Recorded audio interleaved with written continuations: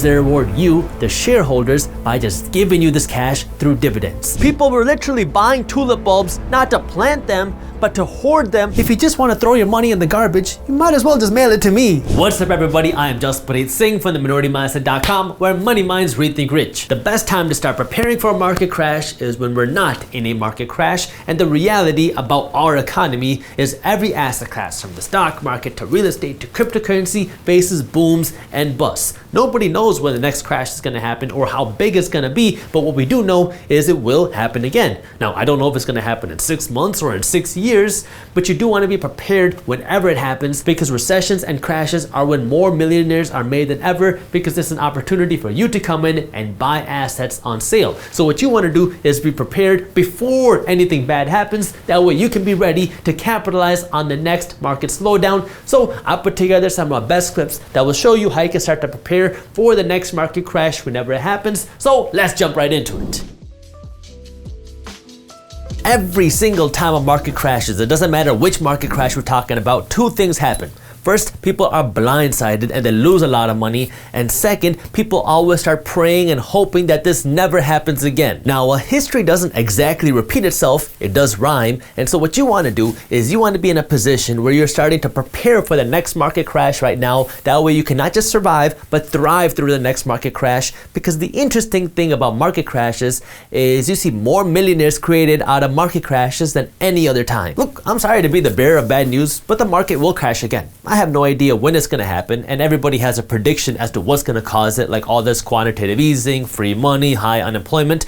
But the market will crash, we don't know when, and so you need to be in a position where now you're preparing for it. That way you are ready, that way you can survive and thrive through the next market crash. My mind has to systematize things, which is why I love outlines so much, which is why if you want to know how to survive and thrive through the next market crash, there are 5 things that you need to understand and know, which is what I'm going to be going through in this video. But before I get into that, I need you to do me a quick favor and smash that thumbs up button below. I've always been kind of like a tough guy. I played football in high school and I try to lift every single day, but I also really like tulips. Tulips are my favorite flower because I like the way they look. But the interesting thing about tulips is they're also a symbol for financial education. Tulips are originally from Turkey. And when Turkish merchants brought tulips to the Netherlands, the Dutch fell in love. And tulips kind of became like this symbol of luxury because they were this really rare flower and obviously they're really beautiful. And then what happened is you saw people in the Netherlands start to buy tulips, not just because they're a nice flower,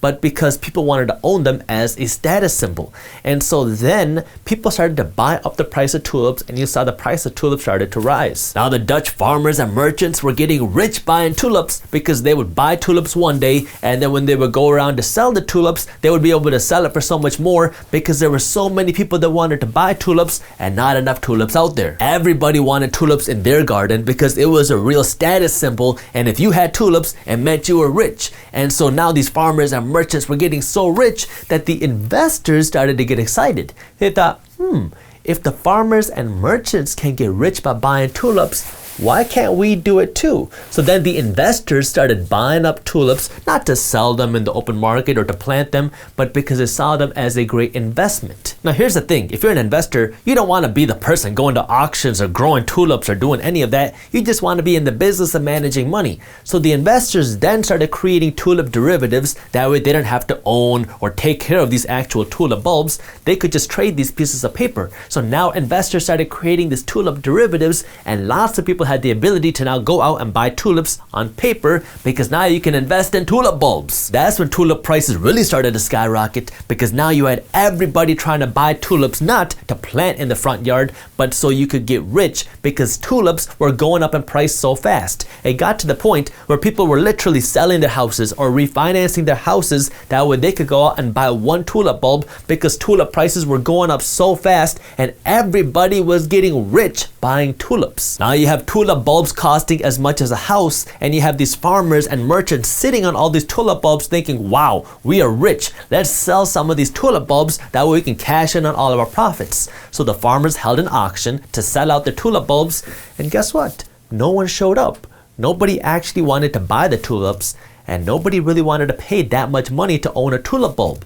People were buying tulips not to own tulips, but just so they could get rich quick. When the farmers started to realize that, they had to cut the prices of the tulip bulbs significantly so somebody would actually buy it, and that's when the price of tulip bulbs crashed, and now everybody that had refinanced their homes or sold their homes to buy a tulip bulb were left holding nothing except a pretty flower. This is a true story. It was called Tulip Mania, and it happened in the mid 1600s, and this was the first recorded financial bubble in history. After that financial bubble, we've seen market crashes happen again and again and again, not with tulips, but with other assets, because people will always be greedy, people will always be looking for speculative investments, and people will always look for a way to get rich quick. When you have all three of these things that are fueled now by cheap and easy debt, that's how bubbles are created.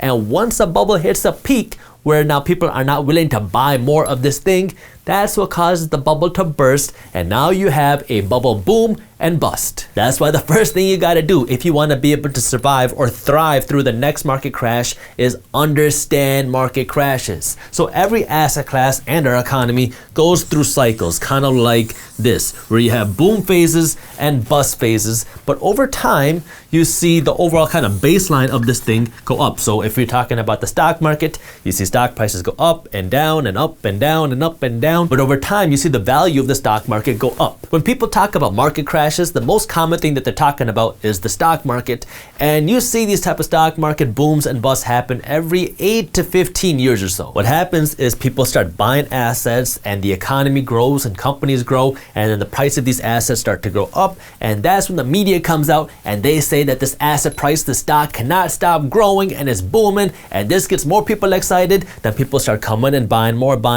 and now the media gets even more excited, talking about how everybody is getting rich, and now the speculators get so excited and everyone's talking about how they're getting rich, and so now people are going into debt, talking about all these stocks and assets that they're buying, and now you're going on your Uber drive and your Uber driver's telling you about how they refinance their home, that way they can put their money in the market, and this causes asset prices to soar even more, and eventually you hit a breaking point where asset prices go up way too high, and once that happens, people stop buying the stock or they stop buying this asset, and this causes prices to cool down.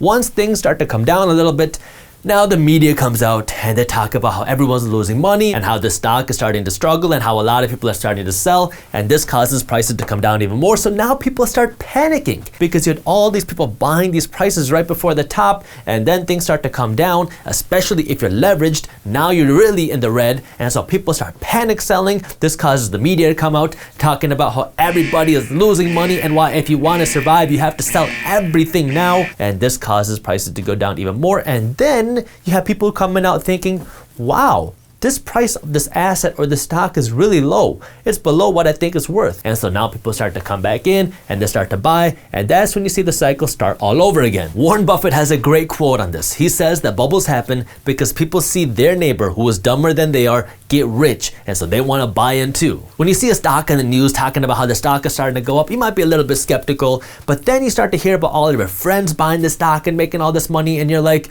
well, if they're making money, I might as well do it too. So that's when you come in and you buy, and you might not even know why you're buying it. You're just buying the stock because everybody else is doing it and it looks like it's going up, and so now you buy in, and then you might see the stock go up a little bit and you're thinking, wow, if I had just leveraged up my bet a little bit more, I would be able to make so much more money. So now you, being the genius you are, you leverage up your bet through the help of margin or debt, and now you own all this stock, and you might not know why you're investing in it, but you're making money, and then eventually things get a little bit too hot, and that's when things correct, and now you're in the red, and now you're panic selling. That's why the very first thing you got to do before you can do anything else is you got to understand how the game works, because the majority of people are playing in this game, but they're playing on the losing side. They come in and they buy here out of greed, and then they panic and they sell here because they start to worry and they start to lose money. And so you got to understand how the game works, that way you can win in the game. The second thing you got to do is you got to be prepared, because market crashes can happen at huge extremes. You can have like 2008 economic depressions,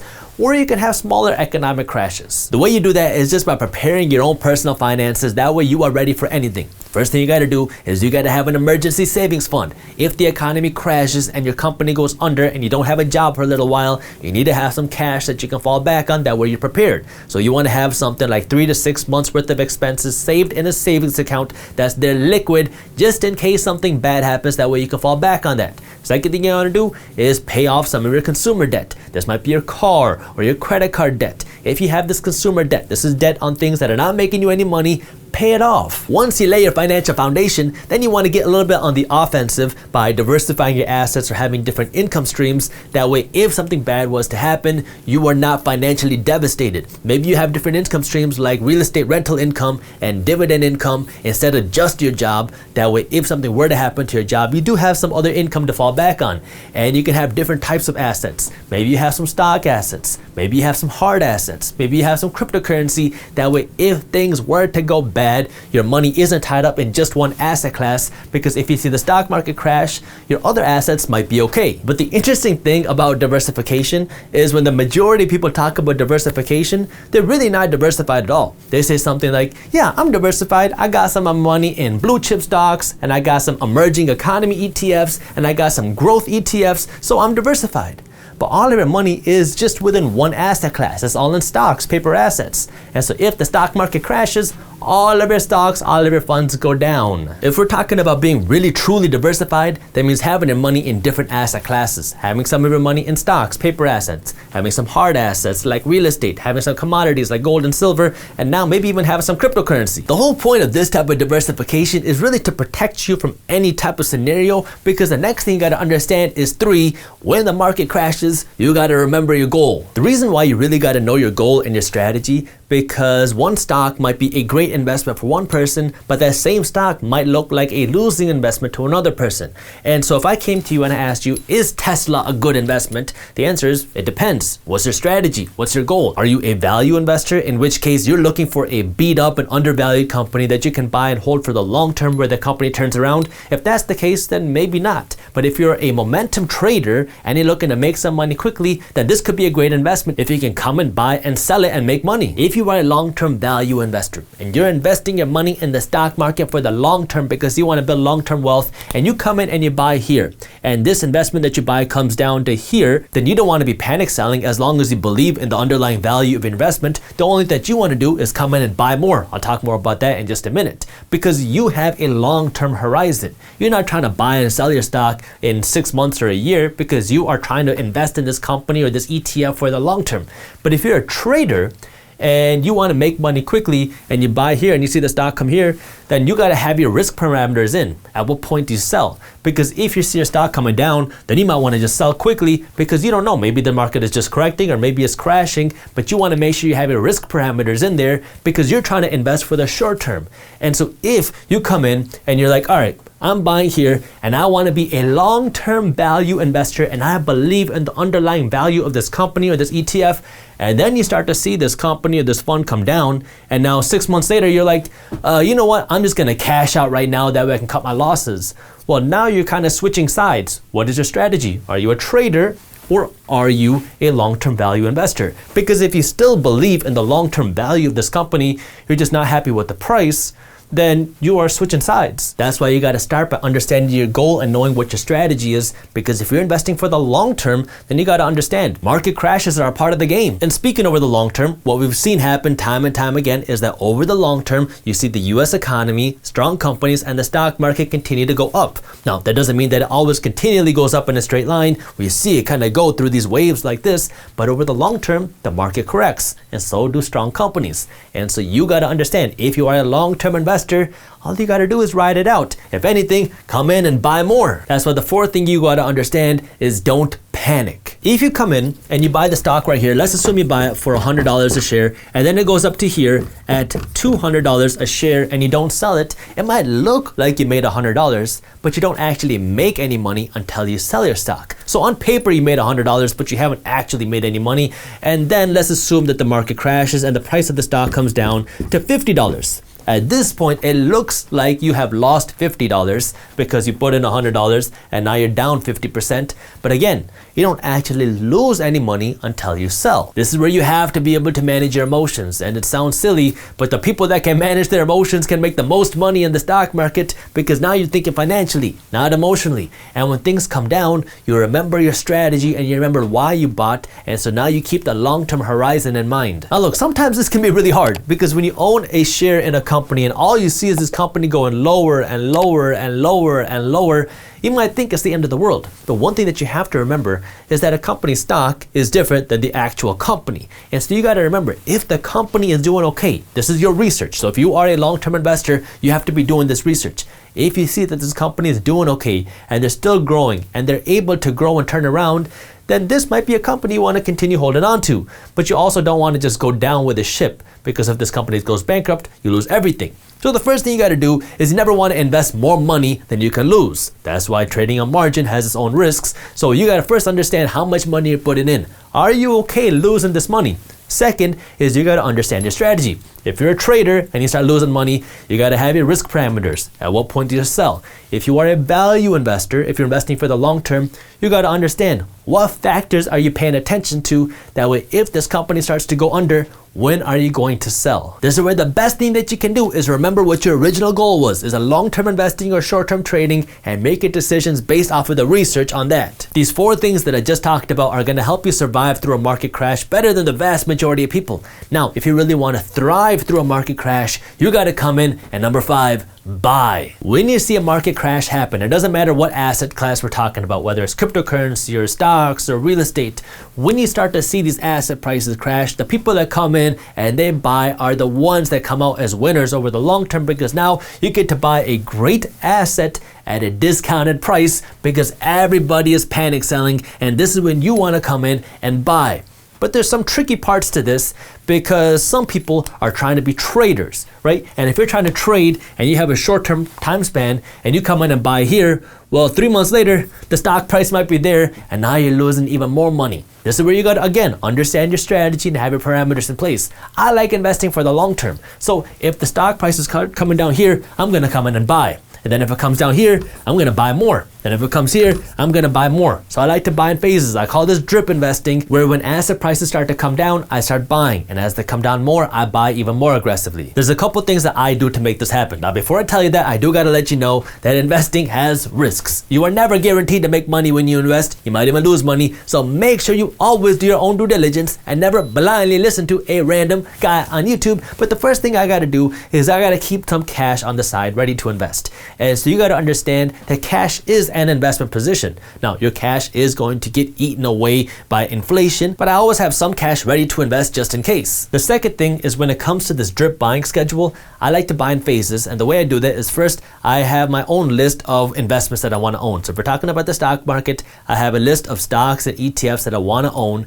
And these are things that I believe in, and I already done this research. Now, if these prices start to come down, that's when I start to buy. And as they go lower, I buy more aggressively. And so this might be every 10 to 15% the stock or ETF goes down. That's when I come in and I buy more aggressively. So I'm paying attention to when these prices come down, and when they do, that's when I buy. The lower they go, the more I buy. Market crashes are kind of like a Black Friday sale for investors, because you can come in and buy great assets at a discounted price. The thing that you got to remember is it is impossible to try to perfectly predict when the bottom is. So it's impossible to try to time the market. The people that tried to time the market during the 2020 market crash missed it, and then they saw a lot of people come in and buy, and they missed that rally. And so what you got to remember is it's impossible to try to time the market. And if you do try to time the market, it's like trying to catch a falling knife. And so it's impossible to know how far down it's going to go and how long it's going to take for the market to turn back around. And so if you are investing during this time, you got to have faith, and you got to remember it takes time and patience for things to turn around, because there's no way to predict when this rise is going to happen again. But the reason why you see so many millionaires born during a market crash is because this allows people to come in and buy a ton of assets at a discounted price. And then when things do turn around, now you have these asset owners who see the prices of their assets skyrocket, because now the economy is just turning around, and you have these people that are owning huge amounts of shares or assets because they were able to buy at a huge discount. Now, before I get into the next clip, I do want to let you know that if you are interested in learning more about how you can start generating passive income, our team has put together an amazing guide that walks you through different passive income strategies. Some of these strategies will use some of your money, and some of these strategies are things that you can do without any money. So if you're looking for ways that you can start generating passive income right now, you can read this guide for free when you sign up for our daily newsletter. So if you want to read this guide, I'll put the link to how you can download this free guide on passive income in the description below. I grew up being told that if you wanted to become successful or rich financially, all you had to do was become a doctor and then save a whole lot of money. My parents are immigrants from India, and so I grew up with saving in my blood. Savings? Are you there? Here's the thing, if you work really hard and you earn $100 and you save this money in the bank, what are you actually saving? I mean, it took you effort and labor and work to earn this $100, and when you save this money in the bank, what do you end up actually saving? I'll get to that in just a minute, but before I get into answering that question, let me show you this. Let's assume that you have a nice job where you are earning $50,000 a year, and in order to earn this $50,000, you're working 40 hours a week for 52 weeks a year. So you're putting in 2,080 hours in order to earn this $50,000 of money. Now, what you have to ask yourself is, what is this $50,000 that you're earning? I mean, it's $50,000 worth of money, but how much effort is really required to earn or create that $50,000 that you had to work to earn? Because the government can create or print that $50,000 before I can even finish the sentence with just the push of a button. So Robert Kiyosaki, the author of Rich Dad Poor Dad, really made popular this idea that our money, these dollars that we work so hard to earn, is fake because our money, or what we call money, is not backed by gold or silver or anything tangible. This money is just paper, and we work so hard to earn this paper while the government can just print this paper with the click of a button. If you want to see his explanation as to why he thinks money is fake, I will link that for you in the description below. But it's kind of hard to imagine that our money is fake because this is the money that we use to pay our rent, to buy our food, and to buy our vacations. But the question that you want to ask yourself, especially now more than ever, is what are you working for? You say that you're working for money. Okay, but what is money? Is it that paper $100 bill that I have? Right now, at the time of me recording this video, the United States has right around $28 trillion worth of national debt, and we are on pace to hit $78 trillion worth of national debt in just a few years. Now, that probably just seems like a random big number because it's really hard for our brains to comprehend what $1 trillion is, so let me try to break it down. Let's assume that you can count $1 in 1 second. If you could do that and you wanted to count $1 million, it would take you 11 days. Now, that's probably not something you want to do, but you could do it. If you wanted to count $1 billion, it would take you just over 31 years. Again, that's definitely not something you'd want to do, but you could do it in your lifetime. But if you wanted to count $1 trillion, that would take you 31,000 years. That's not something you could do in your lifetime. Now, if we multiply that by 28, which is $28 trillion, the amount of national debt that we have, that means it would take you almost 900,000 years to count the amount of national debt that we have, and we're on pace to triple that in just a few years. So what is my good friend Benji really worth? No hard feelings, Benji. Well, money is supposed to be a representation of worth. If your time is valued at $20 an hour and you spend an hour at work, then you earn $20. That's also supposed to make spending money pretty straightforward, because if you want to buy a $100 scarf, that means you got to work for 5 hours to earn $100 to afford the scarf. The tricky thing now is that the value of our money can be manipulated. Back in the day, our dollars used to be tied to the value of gold. And let's assume hypothetically that an ounce of gold is worth $20. So if you put in an hour work and you made $20, you effectively made 1 ounce of gold worth of value. These paper dollars were really just a paper representation of how much value that you created that you could see through how much gold that you were entitled to. If you put in 1 hour of work, you're entitled to 1 ounce of gold. If you put in 5 hours of work, you're entitled to 5 ounces of gold. So this creates a benchmark of value because not only does it take you time and effort and labor to earn that $20, but it also takes time and effort and labor to mine 1 ounce of gold. So it was a lot easier to define what $100 was worth because $100 was worth whatever it took to mine 5 ounces of gold. But then in the 1970s, our dollar was taken off of the gold standard, so our dollars became just paper. I have directed Secretary Connally to suspend temporarily the convertibility of the dollar into gold or other reserve assets, except in amounts and conditions determined to be in the interest of monetary stability and in the best interest of the United States. That's when our dollars changed to something called fiat currency, and I'll just read you the definition of what that means. A fiat currency is a national currency like our dollar that is not pegged to the price of a commodity like gold or silver. The value of a fiat currency is largely based on the public's faith in the currency's issuer, which is normally the government. So this money that you're working so hard to earn is not backed by gold or silver or anything tangible. It's just a piece of paper that's backed by the government. Now, lucky for us, the The United States is the most powerful country in the world. It has the most powerful military presence in the world, and it has the most powerful economy in the world. Before we go any deeper in this, let me just make sure this is clear. I'm not trying to promote any conspiracy theories. I just want you to understand how your money works. That way you can learn how to use your money the right way, because that's what financial education is all about, and that's what we talk about on our YouTube channel all the time. We talk about investing your money, saving smartly, and using your money the right way. Well, if you don't understand what your money is, then the financial education doesn't really have that much value. When your dollars are not backed by anything tangible, it makes it very easy to manipulate the value of the dollars that you're working so hard to earn. I'll show you what I mean. So let's go back to this example where now I'm working really hard to earn $50,000 a year. So this is me, and I'm going to work every single day. Gotta draw me a nice mustache. I'm going to work every single day so I can make $50,000 in a year. And let's assume, for the sake of this example, just to keep things simple, that there are only $500,000 in the entire world. So I worked really hard to attract and earn this $50,000, and there's only $500,000 in the world, which means I control 10% of this country's buying power of this dollar. So I own 10% of the wealth because that's what I worked hard to earn. Now here's the thing, if these dollars are just paper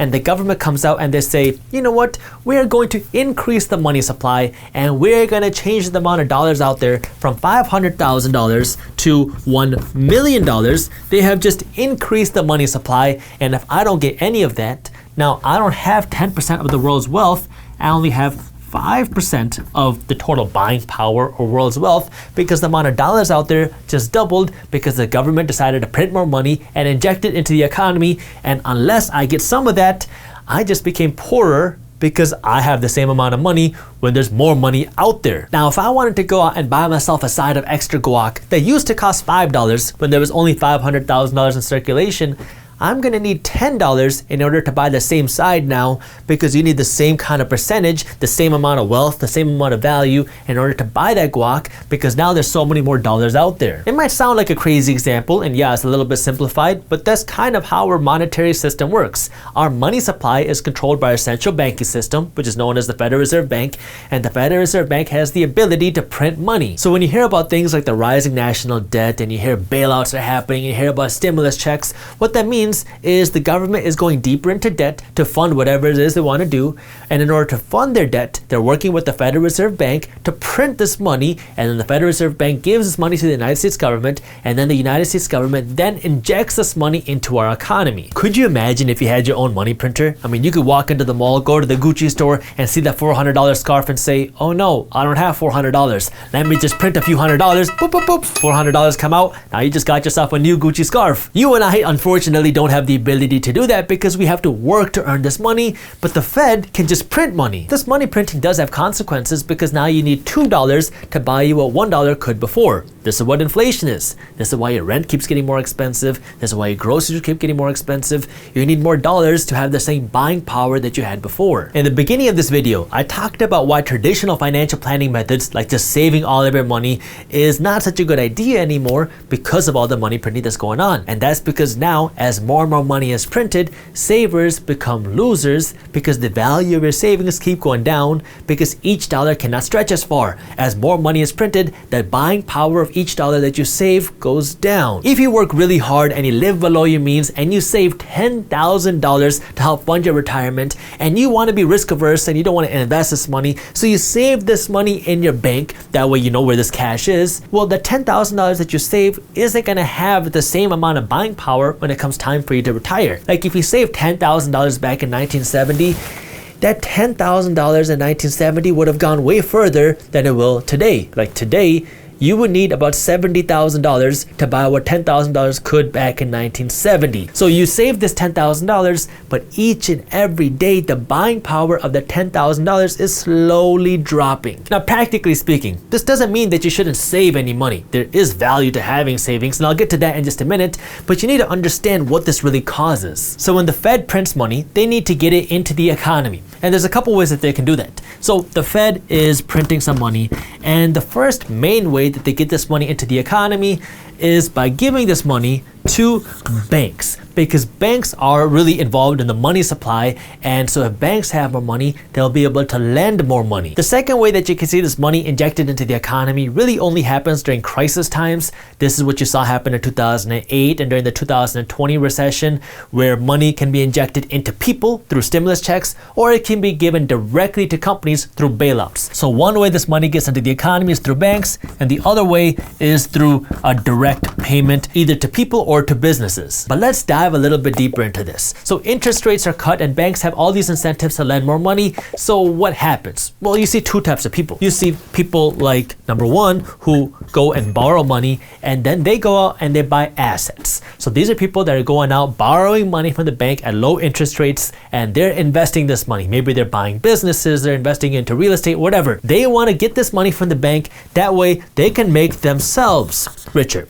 The other type of people, let's call this person number two, they use this money from the bank to make them broker. They're buying liabilities. So now you have these people going to the bank with all this newly funded money, and they're borrowing this money to buy a new wardrobe on their credit card, or they're buying themselves a new car, or they're buying themselves a nice fancy vacation. So now they're making money just for the bank, because they're borrowing money, buying things that don't make them any money, and now all this money and this interest is going back to the bank while leaving this person broke. Now watch this. There's a bigger pool of money in the world because there's more money that was printed, and this person is using this money to buy more assets. They're buying things that make them more money, and so they own a bigger share of the entire kind of money pot, while this person is spending all their money to buy things that lose them money. So if you even just had the same amount of money as before, you're effectively poorer than before, because now there's all this other money out there and you don't own any of the other money because you use all your money to buy things that lose you money. So this person is owning a bigger share of the pot, while this person is owning a smaller share of the pot because more money is being created, and this person buying assets is buying the things where all the money is going, and this person is the one paying for all of these assets to grow. So now you're seeing a bigger divide between the rich and the poor, because the people that understand money are the people that are buying assets, and all this new money is flowing into the assets, while the people that don't understand money are effectively becoming poorer, because even if you have some savings, your savings are not stretching as far, and if you have a job, your earnings are not stretching as far, and all of your money is going out back to the bank because you're not using your money to buy something that's actually going to make you wealthy. You have all your money going out. But it gets a little bit worse, because watch this. Now when you have these direct payments, it's going to go either to a business or it's going to go to a person. So a person would be through a stimulus check, a business would be something through a bailout. When a business gets free money through a bailout, guess who wins? It's the person who is investing in the business. It is not the average person, unless you're working for that company. But in general, if a business is getting bailed out, the people who are winning are the people who own the business, and I guess the people that work there because they continue to have jobs. So this helps the asset owners, the people that understand money. The person who gets the stimulus check, what do? Well, they take this money and then they walk on over to Amazon, or they go to Walmart, or they go to Kroger, or they go to Lululemon, or they go to Apple, or they go to Chipotle and buy themselves some extra guac. So you take this free money and you spend it back here. I'm gonna draw this kind of a convoluted way, back at the businesses. So you made this free money, this more money was injected into the economy, you got it, and then you give this money to the businesses. Now when the money goes to the businesses, guess who's winning again? It is the asset owner, because when you own assets, you are the one making money when everybody else is spending money. And so now what's happening? You have all this more money that's created, all this more money that's printed, it's injected into the economy. Now you have way more dollars out there, but more of these dollars are getting funneled to the top, to the people that understand money. Because now when people make money, or when people get this free money, they spend it. And where do they spend it? At businesses. So now businesses have a bigger share of the pot because there's all these dollars out there, and all these dollars flow into the businesses, and people are spending all their money at businesses. So now businesses have a bigger share of the pot, and the people that understand money are the ones that are really benefiting because they're owning the assets. They're the ones that own the businesses. They're the ones that are investing in the businesses. They're the ones that are investing in assets where the money is flowing, versus the people that don't understand the system are becoming poorer and poorer, because now even if you have the same amount of money as before, it's a smaller percentage of the pot, so you're effectively becoming poorer because you don't own as much as you did before. Now your dollars don't stretch as far, your savings aren't as powerful, and your earnings don't buy you as much as they did once before. Now going back to the whole idea of saving money, we are seeing the lowest interest rates in the history of time.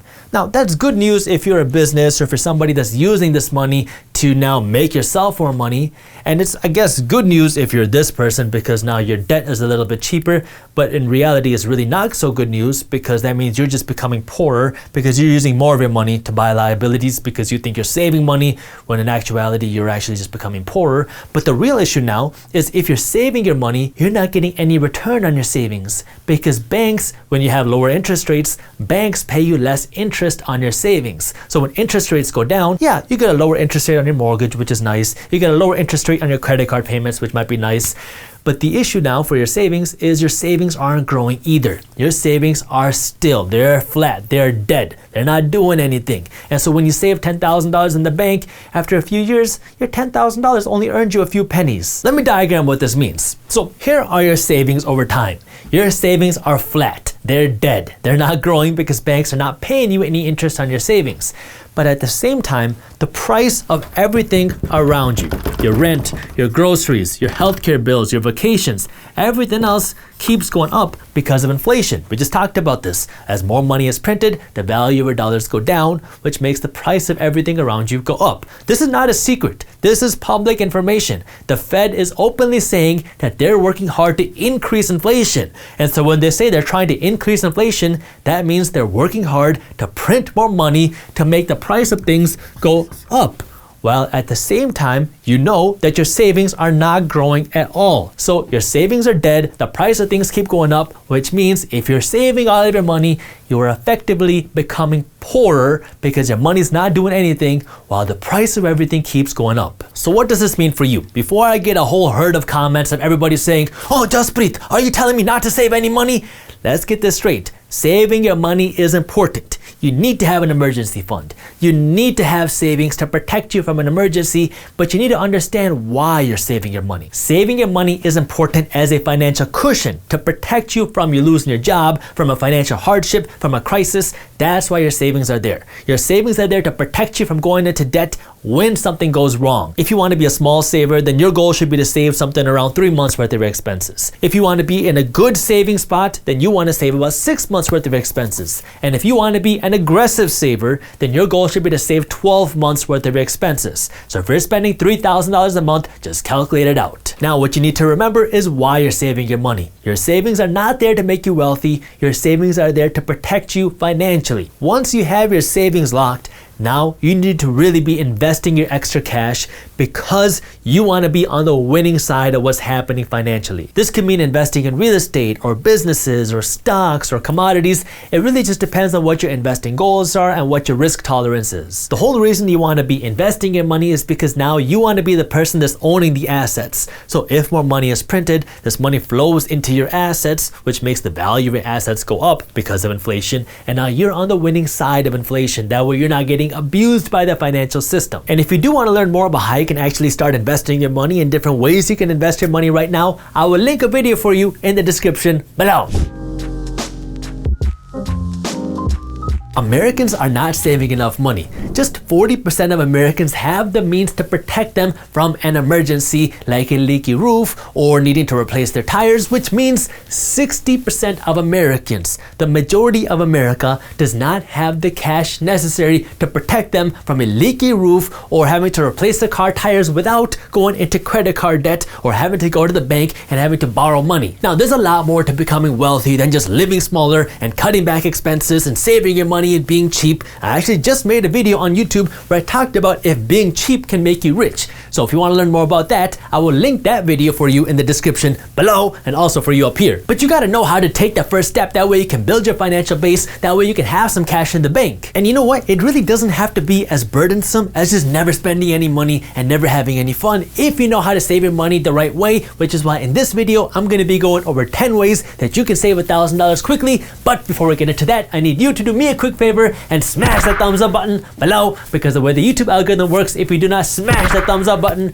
then YouTube is much less likely to show you and other people our financial news and education videos. And I'm gonna start by talking about why you need to review your bills. I'm a gym person. I love working out, and my gym membership cost me $70 a month to work out at my gym. But I noticed on my credit card statements that my gym membership wasn't charging me $70 a month, they were charging me $75 a month. And so I got kind of curious, what is this extra $5 for? So I called up the gym, and they said that they signed me up for a magazine that I never knew that I signed up for, and that's why they were charging me an extra $5 a month. Now, I've had my gym membership for years, and I'll probably continue to have my gym membership for many years into the future, and they were just slapping on this $5 fee because they probably thought no one's gonna check their bills. Now, an extra $5 a month isn't really gonna change my life. I mean, maybe I guess I could afford another side of extra guac, but I'll get to that in a little bit. The whole idea here is you gotta figure out what you need, and you gotta see what you're paying for. Chances are, if you pull out your credit card statement and you go through all of your bills, you're gonna find that you have subscription services that you do not need anymore, and you're gonna find that you're paying for things that you don't use. The simplest way that you can start saving some money is just stop paying for the things that you're not using anymore, because chances are you're paying for something that you're not even using. And when it comes to the things that you are using, like your gym membership, make sure you're only paying for what you use. Like if you got a gym membership, make sure you're only paying for the gym membership and not some magazine that you've never read in your life. Second, you gotta know the true cost of what you're buying. If you go to the mall and you buy yourself a nice $150 jacket, what is the true cost of your jacket? So many of you might be thinking at this point that if you bought a $150 jacket, the true cost is $150. But that's not the full story. Yeah, you paid $150, but I want you to really know what it cost you to get the $150. So let's say you make $20 an hour. So if you make $20 an hour, how long did it take you to make this $150? That would be what, 5, 6, 7.5 hours of work to get this $150 jacket. But this is actually before taxes, because remember, Uncle Sam's got to take their cut with the IRS. So after taxes, it's actually going to cost you 9.5 hours of time to buy this jacket.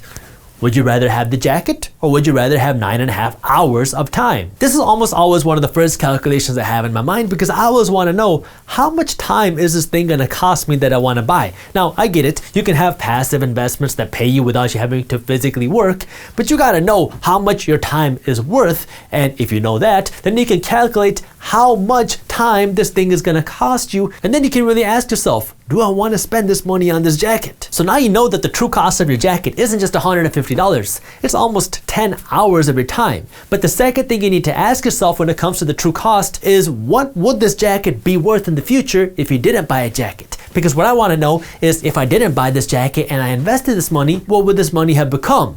Because if I invested the $150, this $150 in 10 years would be worth not $150, but $300. And in 20 years, this money that I would have spent on my jacket wouldn't be $150. It would be about $600. And in 30 years, this $150 that I spent on my jacket would have become more than $1.1 thousand if I had just invested the money.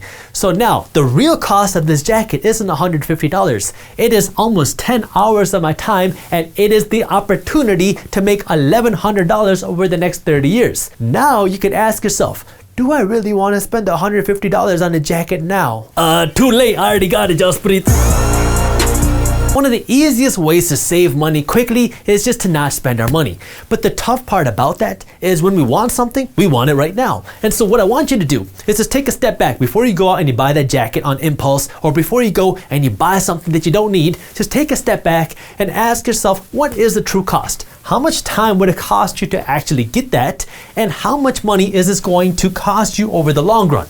Once you do that, I want you to follow the 24-hour rule, which says you want to buy something, great. Now just take a step back, wait 24 hours, and then decide if you really want to buy it. If you still want to buy it and you do these calculations, then go out and buy it. But if after those 24 hours, you thought about how much time it's going to cost you, and you thought of how much money you're losing out of in the future, and now you decided not to buy it, well, now you just saved some cash by not spending it. Third, let's talk about eating out and drinking out, because there's a huge debate in the financial world about coffee. You have people like Susie Orman who say that you going out and drinking Starbucks is one of the dumbest things that you can do with your money. And then you have people like Ramit Sethi who say the opposite. He says that it doesn't matter if you spend $5 at Starbucks because $5 is just $5. It's not going to make a difference. And then you have people like Graham Stephan who popularized the 20-cent coffee because he makes his coffee at home. Now, honestly, I can't relate to any of that because I don't like coffee. Coffee tastes like poo-poo. I don't drink coffee. I drink tea. If you go out to Costco and you buy their big pack of green tea, it's gonna cost you something like 24 cents to drink one glass of tea. Now, personally, I'm a big fan of nice teas because there's a difference between your kind of lower quality teas and your nicer teas. If you want a nice cup of tea, it is going to cost you somewhere between 35 cents to 50 cents if you make it at home. If you go out and you buy the same tea from a nice tea shop, it is going to cost you at a very minimum of $3.50. So clearly, if you went out and you made your tea yourself, you're going to save $3 every time you make your tea at home. But let's also talk about the food. If you're subscribed to our YouTube channel, you know that I love food, and more specifically, you know that I love guac. Now, if I go out and I go to Target and I buy an avocado right now, it is going to cost me something like 89 cents. Okay, if I go out and I buy this avocado, so I'm gonna draw you an avocado that looks more like a cookie than an avocado, but if I paid 89 cents for this avocado, I can make 4 sides of guac. Okay, now if you're like me and you really like guac, maybe this is just gonna make you one side, one avocado, one side, but let's assume that you can make 4 sides of guac from this one avocado. That means if you eat your guac at home, you are gonna be paying somewhere between 25 cents, I'm gonna round up here, to 89 cents for your side of guac. 89 cents if you're someone like me who wants to eat the whole avocado, 25 cents if you only wanna eat a fourth of that. Okay, you're gonna be paying less than $1 if you wanna get your guac, but if you go to the store, if you go to a restaurant and you wanna get a side of guac, it is gonna cost you at least $3 for a small side of guac, and you're barely gonna get a quarter's worth of guacamole. If you just make your nice tea at home, and I don't know about coffee, but tea is very easy to make at home. All you gotta do is warm up some water and put some tea leaves in there or put a tea packet in there. It is very easy. You don't need any fancy equipment. So if you just make your tea at home and you eat your avocado at home, you're gonna save $6 between the two. Now, if you do this 5 times a week, like many people do, 52 weeks a year, you are going to save $1,500 over the course of a year just by eating your avocados at home and just by making your tea at home. This is where I want to give you a little disclaimer because you know what? I like tea and sometimes I do like drinking in a tea shop. I'm not one of those people who says I never go out to the tea shop and drink tea. I like to have a lot of meetings over tea. I don't go to the bar, I don't drink, I don't do things like that, but I do like tea and I have a lot of meetings over tea. So sometimes for the experience, I will go out and I will drink this tea. But when it comes to my daily tea, I don't drink tea every single day, but when it comes to my regular general tea, then I'm just gonna make it at home and I'm not going to the tea shop every morning to get my morning tea. This is where I want you to draw a line between consumption and enjoyment. If you're just going to the tea shop every morning to drink your tea and you're just putting extra guac in your lunch because you like guacamole, you are blowing money on things that you don't need. But if you're going out to hang out with your friends because you want to drink some tea together and have a good time, sure, go out and pay $3.50 for a tea. That's okay, but spending this money every single morning just because you don't want to brew it at home, that's a different story. It is okay to go out and have a cup of tea with your friends or go out to a restaurant once in a while, but it is different when you're talking about doing it every single day just because that's what you think is normal, because you want to go out and you want to eat a burrito and you want to get extra guac every single day. By the way, if you are eating in restaurants, just drink water. You are going to save a ton of money just by drinking water instead of ordering a Coke. One thing that I learned growing up in the Indian household is that everything is negotiable. If you're in India and you go out and you buy yourself some apples, you're gonna negotiate the price of that. If you go out and you buy yourself a new shirt, you're gonna negotiate the price of that. Okay? Almost everything is negotiable if you ask. Worst case, they just tell you no. One of the simplest and least painful ways to spend less money every single month is just to negotiate your bills lower. So what I want you to do is start by taking all of your utility bills. So your cable bill, your internet bill, your phone bills. Take these bills and now look at what your competitors are charging. chances are that the competitors to the companies you have some lower introductory rates out there right now.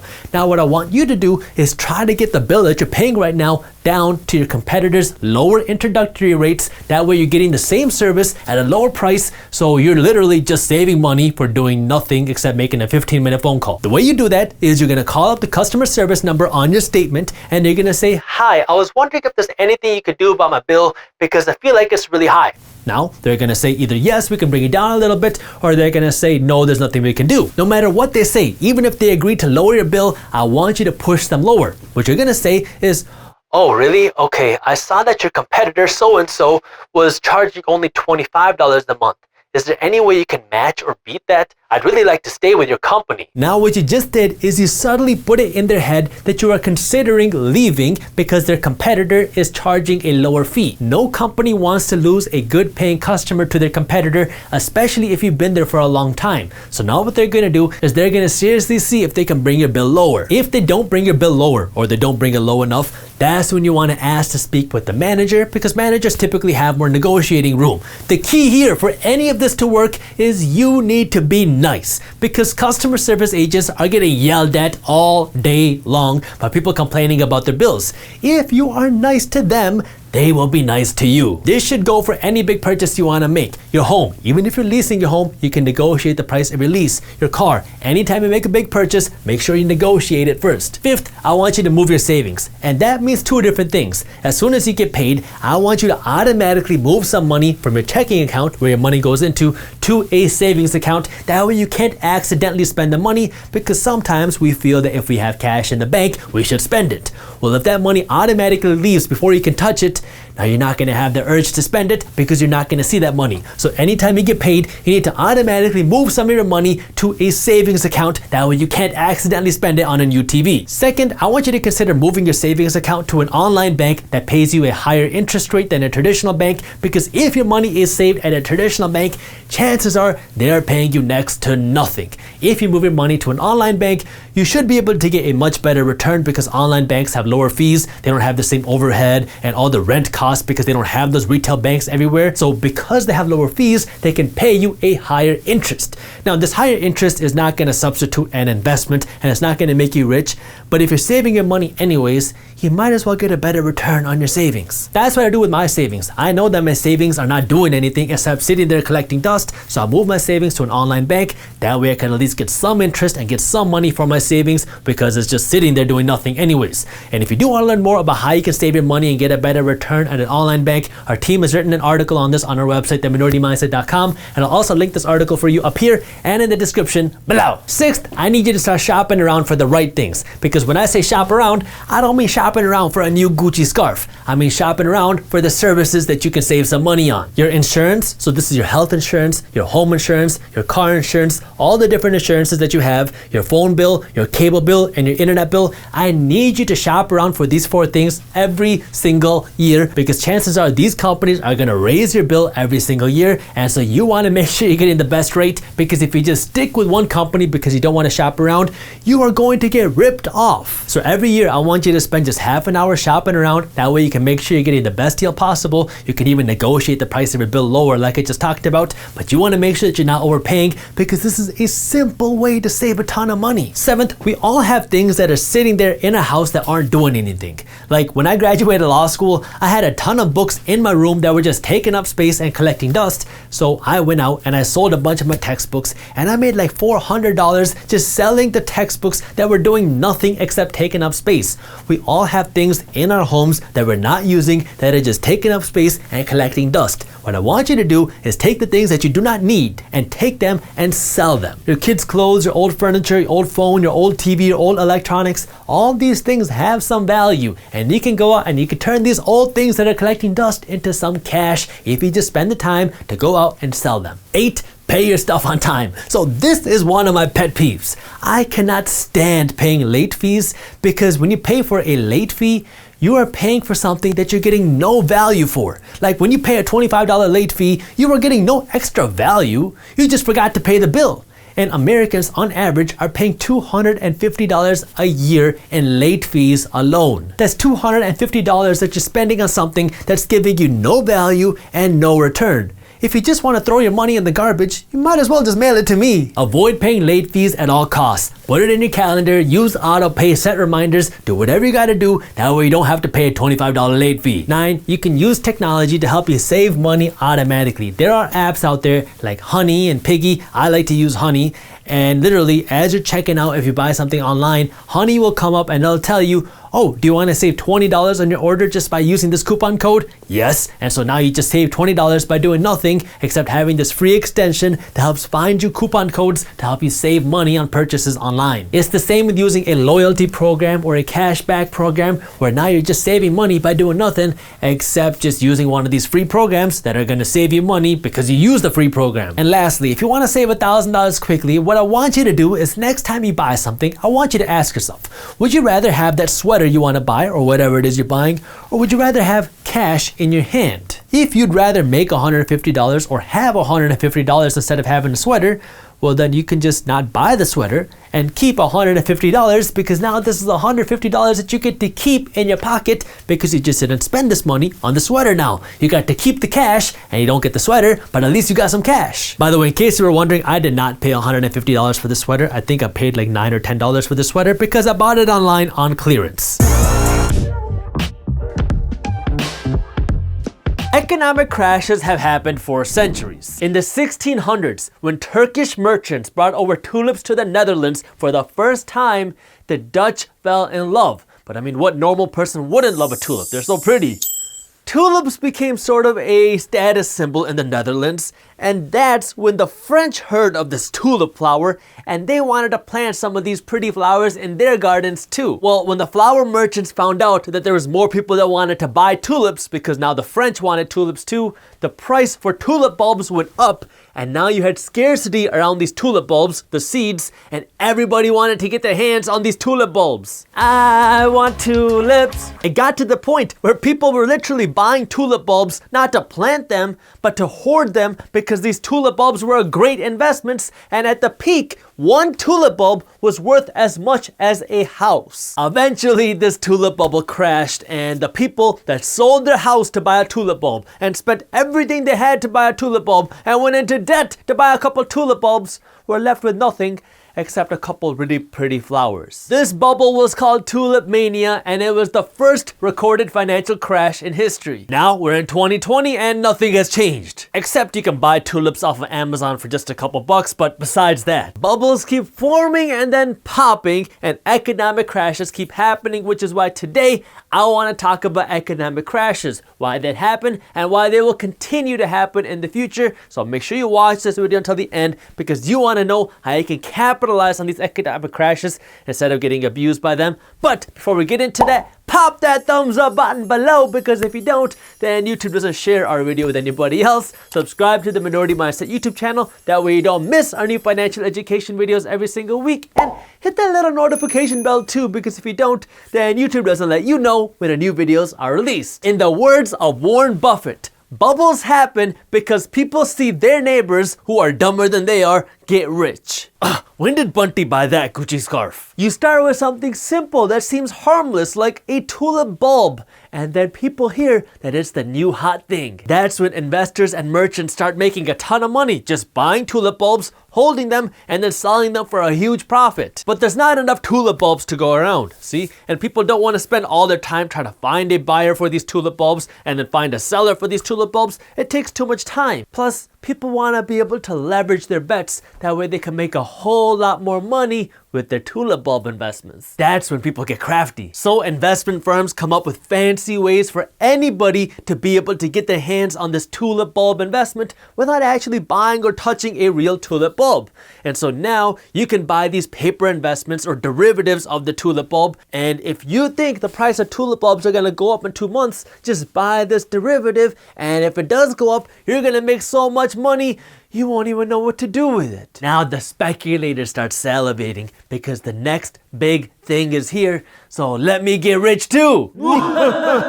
That's when the speculators, who have no idea of what a tulip is, want to get into this business because they see how fast the price is going up. So now they sell their house, they go into debt, they risk everything to be a part of the next big thing. This makes the price of actual tulip bulbs soar, and now the merchants holding on to these tulip bulbs are scratching their heads thinking, well, this doesn't make any sense, so maybe we should sell some of our tulips. Anybody want to buy some tulips? That's when things flip, because merchants now hold an auction to sell off their tulip bulbs, because who wouldn't want to own these awesome investments? And they're selling their tulip bulbs at fair market value, the price of a house. And nobody shows up, because people don't want to pay that much money to own a tulip bulb. And that's when the merchants realize, oh no, these tulip bulbs are worthless. People were just investing in tulips because they wanted to get rich. And that's when people realize, I sold my $100,000 house to buy a flower? And now people start panic selling their tulips and their tulip investments because they want to get whatever cash they can out immediately. And now, ladies and gentlemen, you have just created a boom and bust. A bubble came, some people became unbelievably wealthy, and then the bubble popped and people lost everything and the economy was just reset. Now, what I want you to do is rewind the story and replace the word tulip with .com companies in 2000, real estate in 2008, Bitcoin in 2017, and the stock market in 2020. It's all the same. Although this 2020 crash is a little bit different, but I'll get to that in just a little bit. The economy and every asset class moves in cycles. So things will start going up, and that's when the speculators start coming in thinking, wait, is this the next big thing? Can I get rich overnight? And people start buying, and things go up. And eventually you hit a peak where people think, whoa, this is a little too good to be true, so people start selling, and when things start coming down, that's when people get scared and they start panic selling, and things come down until people poke their heads out thinking, wait, these prices are too good to be true. And then people start buying, and then you reverse the cycle and start all over again. Now add to that funny paper money that can be printed with the click of a button, easy leverage, and tons of derivatives, and now you will have higher highs and lower lows. I'll show you what I mean. I've said this at least a dozen times now, but our paper dollars, our cash, aren't backed by gold or silver or anything tangible. They're just backed by a promise from the United States government that our United States dollars have value. And so that makes it very easy for the Federal Reserve Bank to print an unlimited amount of money. Couple that easy money with easy leverage, and now regular people and the big dogs can leverage up their investments 10 times or 100 times. This way, their profits are a whole lot bigger, and this will inflate the bubble much bigger. But that's not all, because we want everybody to be able to have some fun, and that's when you see the creation of tulip derivatives. And now what you can do is, instead of you going out and buying tulip bulbs yourself, you can just buy tulips or invest in tulips on paper through tulip ETFs and tulip futures and other tulip contracts. And now it's easy for anybody to get involved. These three things put together, speculation, leverage, and easy access through derivatives, make higher highs and lower lows. The downfall is that if the underlying asset, in this case the tulip bulb, becomes worthless, now the whole financial system collapses. We saw this happen to an unbelievable level during the 2008 real estate crash, because first people believed that real estate could never come down in value, and then you had an unlimited amount of leverage, and then on top of that you have derivatives on top of derivatives on top of derivatives. And so when the underlying asset, real estate, crashed, the whole system crumbled. Speculation fueled with easy leverage and the desire to get rich quick is a deadly combination. But if you understand this system, you can use it to your advantage. That way you can be the one becoming wealthy because of it, instead of being the one that loses everything. And we'll be talking about that in just a second. Going back to what I said in the beginning of this video, Warren Buffett says that bubbles happen because people see their neighbors who are dumber than them get rich. Now just add to that easy leverage and their desire to get rich quick, and yeah, now you get really big bubbles. Ooh, bubble. Boop. Oops. What ends up happening for a lot of people is they see something like tulip bulbs, and you can replace tulip bulbs with whatever asset you want, it doesn't matter, but they see something like tulip bulbs rising in price and they think, wow, people are making so much money on this, but I'm not gonna fall for this. So they just sit back and watch. Then a few weeks go by and the price of tulips went up even more. And now your dumb, annoying neighbor keeps bragging about how he bought 5 tulips years ago and he's a millionaire. And you're like, maybe I should be a part of this, but no, it's too late. I'm not gonna do that. Now a few more weeks go by and you'd think that reality would hit by now. And yeah, tulip prices did come down a little bit, but then they shot back up and tulips are worth twice as much as they were before. And everybody keeps telling you that tulips are the future and they can't come down. Now you give and you start speculating, but then you think to yourself, I could put in a little bit of money, but if I just leverage up my investment, I could turn my $10,000 into $100,000 almost overnight at this pace, and now you go in with everything. Then before you know it, it turns out that your golden tulip, your ticket to getting rich, turns out to be nothing but a flower covered in manure. Crap. When you least expected it, boop, the bubble popped and things came crashing down. The majority of people will hear this and they'll say something like, oh, this is why I will never invest my money. I don't trust anyone. I want you to think different than the majority of people and learn how you can use this system to your advantage, because the people that make the real money are the people that understand tulips and know how to stay patient. And kind of as a funny aside, tulips have been my favorite flower because I like the way they look. But it's just kind of fitting how they're also kind of a symbol of financial education. When the whole world is talking about how an investment or an asset class can't come down, that's when the financially educated start to take some small steps back to see what's going on in the bigger picture, because when that bubble pops, that's when it's time to attack, because now you can buy great investments at huge discounts. When you see people speculating on something that they don't understand with easy leverage, all because they want to get rich quick, you're witnessing a bubble, and that's when you want to take a step back, because you don't want to be on the losing side of it. Before I get into why this 2020 crash is a little bit unique, this is why financial education is so important, because financial education is what will guide you on the top, so you know when you should be kind of taking a step back, and it teaches you what you should be doing at the bottom. That way you can take advantage of what's happening on both sides. That way you can come out of crashes a financial winner. It's all about knowing what to do with your money when things are going up. That way you can take advantage of opportunities when things are coming down. And if you're looking for an easy way to up your financial education, well, we have a free ebook on money management and investing that you can read for free when you sign up for our financial education emails, which are also free. You can get a free ebook and start reading your financial education emails by clicking the link up here or by clicking the link in the description below. And by the way, our financial education emails are different from our financial news emails. Prior to this whole 2020 economic crisis starting, one of the biggest bubbles we were seeing was the corporate debt bubble. We've been seeing historically low interest rates for about a decade now, so businesses could borrow money essentially for free, you know, that easy leverage thing I was talking about. Well, when you have all this leverage and you have all this extra cash, you need a place to put it. So then businesses would start investing their money. They would start buying back their own stock. They would invest into growth, even if they had no idea when this growth would be profitable, and they would invest into other companies. If you're subscribed to our YouTube channel, you might remember me talking about these startups that were getting these multi-billion-dollar valuations, even though they had no profits, they were burning cash, and they had very low revenue because businesses just needed a place to throw all their money. And if you're not subscribed to our YouTube channel yet, you should do that. This easy leverage pushed the value of these cash-burning companies through the roof, and it pushed the value of the stock market higher. No matter how crazy these valuations got, there was just no end. So people thought that this was normal. I mean, it got to the point where you had articles literally coming out telling people that you shouldn't be looking at valuations of companies anymore.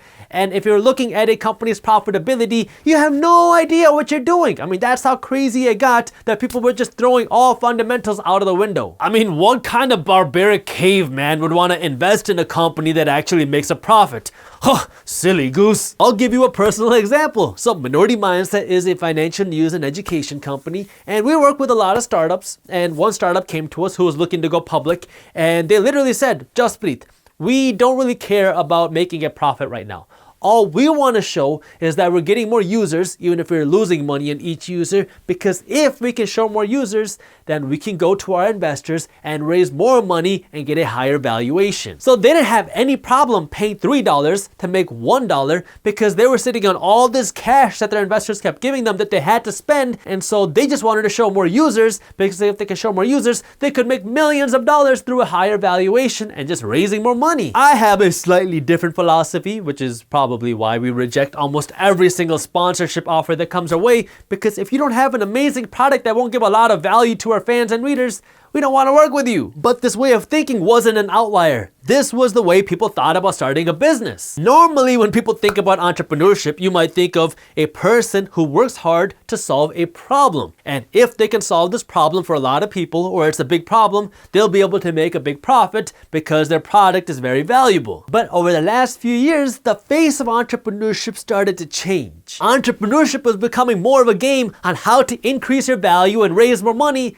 than it was about actually solving a product. If you knew the right people and you spent your time studying how to make a good pitch instead of actually making a good product, you could walk away with millions of dollars even if you had a crappy product that didn't do anything. Remember, businesses and investment funds were sitting on so much cash because of this easy leverage that they just needed a place to throw this money. And come on what planet could a startup that doesn't make any money fail? So this bubble kept inflating, and normally a bubble pops when money starts to dry up because you don't have enough cash to keep buying and supporting these high valuations, and you hit a peak. Like, people don't want to pay $100,000 to buy one tulip bulb anymore, and that's what creates the crash. In 2020, this bubble popped because of an outside source, this pandemic, which came in like a needle and just poof, popped the bubble, and that's when all these financial issues got exposed. The interesting thing to think about is that if this pandemic didn't expose these financial issues, then this balloon or bubble would have probably gotten a whole lot bigger. But on the flip side, we're also trying to fix this bubble by doing the same things that caused this bubble to happen in the first place.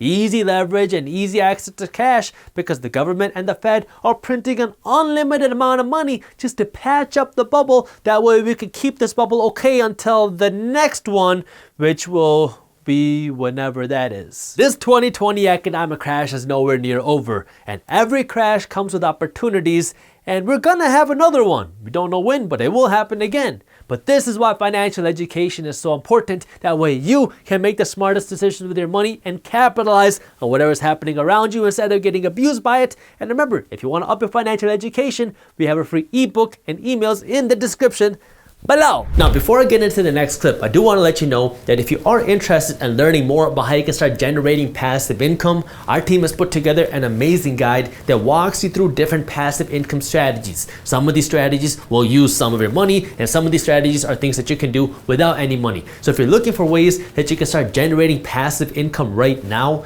you can read this guide for free when you sign up for our daily newsletter. So if you want to read this guide, I'll put the link to how you can download this free guide on passive income in the description below.